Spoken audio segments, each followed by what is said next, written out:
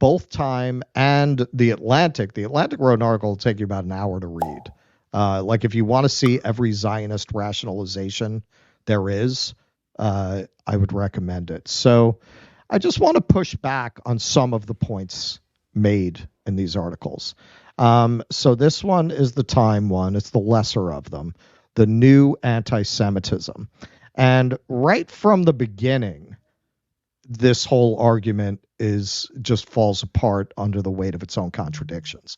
So why won't, and by the way, this was written by a Bush administration goon who was involved in what some might call another genocide in Iraq.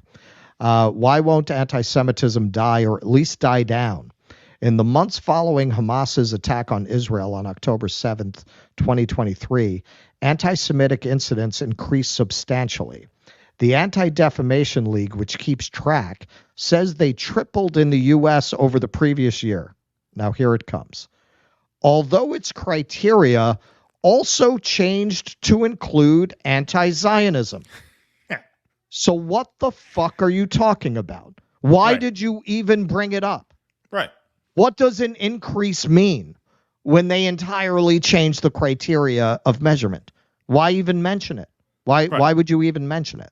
And it's like saying vegetarianism tripled last year, although it did include people who eat fish. We did broaden it out. Yeah. Exactly. And remember this, The Atlantic is going to quote the same figures, only not even tell you that they expanded the definition. They just tell you these figures.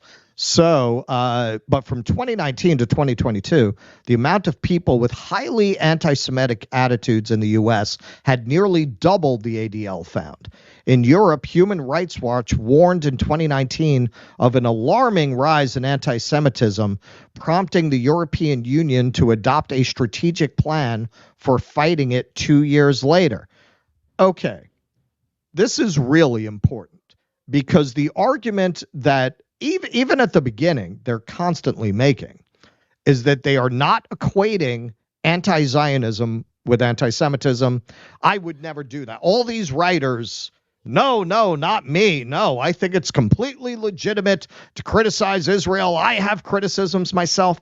And yet you literally quoted a statistic that you admit incorporated anti-Zionism into its figures of anti-Semitism, and then went on to cite it as evidence. Right. So clearly you are making that connection. Of course. Right. Otherwise, why are you using that figure? Right. So to go on, this is very important too, and we see this kind of formulation in a lot of other places. Anise was getting into that a little bit as well. Historically, anti-Semitism has been a side effect of populism, which traffics in us versus them stereotypes. Okay, so this is a trick that your masters like to play, where all that is bad, all that is unwholesome, is attributed to the poor and to the working class. All that is good, all that is well-reasoned, all that is well-considered is attributed to their own educated elites. But far from being a side effect of populism exclusively, or even necessarily principally, anti-Semitism has a long history among elites. In fact, the reason you have to apply to college is because they developed applications to keep Jews out. It used to be if you wanted to go to an Ivy League school, as long as you were a rich Protestant, welcome. Yeah. Of course. They started applications to weed out Jews.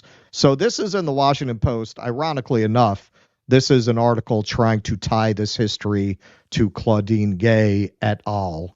But nonetheless, this information is accurate, and you can find it in other sources, whatever their overall intention might have been.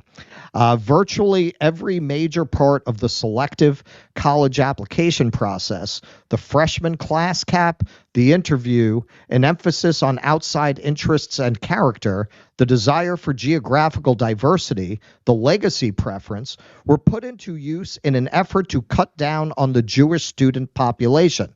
Columbia University in New York City, followed by Harvard, Yale, and Princeton universities, found novel ways to cut back on and then keep down Jewish enrollment that stemmed from a historic wave of Jewish immigration beginning in the late 19th century, historians say. Hundreds more schools over the decades restricted Jewish enrollment too, with quotas and other measures, some of which remained in force until the 1960s. Until the 60s. Does that sound like populism? Does that sound like working class people were driving anti-Semitism? Hundreds of schools around the country, in addition to the Ivy League schools.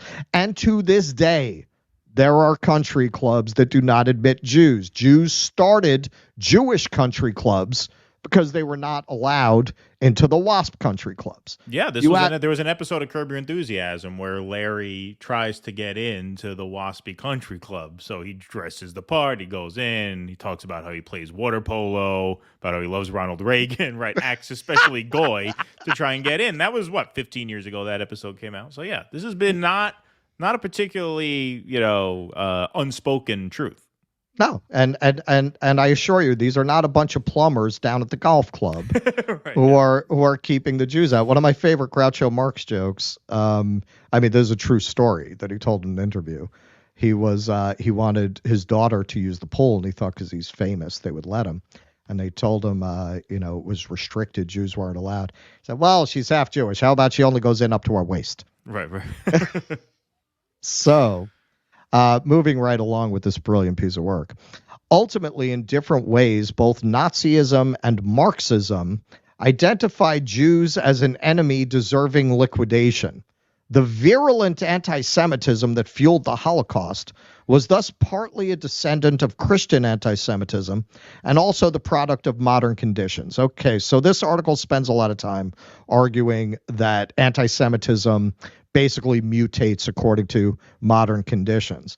But it's very interesting that given that Karl Marx was fucking Jewish, as were a lot of the original revolutionaries in Russia, including most famously Trotsky, that he equates Marxism with anti-Semitism. Now, why does he do that? Because it goes back to the same thing as equating anti-Semitism with populism. Anything that is outside of an enlightened centrism has anti-Semitic overtones, anti-Semitic potential. A lot of what's going on in this article and in the Atlantic article, which states it a little more explicitly, is a more intelligent writer who wrote the Atlantic article. Yeah, just real quick, but I don't know sorry, were you going to move on? I just want to say real quick, like philosophically, any analysis that has an us versus them component, the centrists, the liberal class, likes to paint that as some sort of bigoted or prejudiced analysis of things because they don't want a class analysis because actual class is structured along class lines. And where there are lines, there can be clear divides that are not bigoted in any way. It's just an analysis of reality. It's an analysis of power conflict, class conflict. And the project of neoliberalism is to convince you that no such conflicts actually exist. It's all this homogeneous goo of people. And yeah, some of us are a little richer than others, but we're all in this together, right? They don't like when you start talking about us versus them. Us versus them politics could be racially biased, but it is not definitionally racially biased, right? In many cases, it is not. Well, and he goes on, and that's why I included this. He builds on that. Anti-elitist populism can still draw on old canards about Jewish power, and those still resonate with certain audiences, especially on the far right. And here's where he flips it.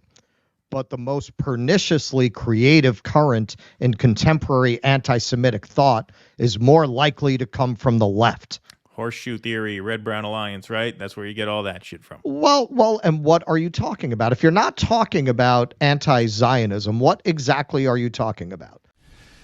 Please clap.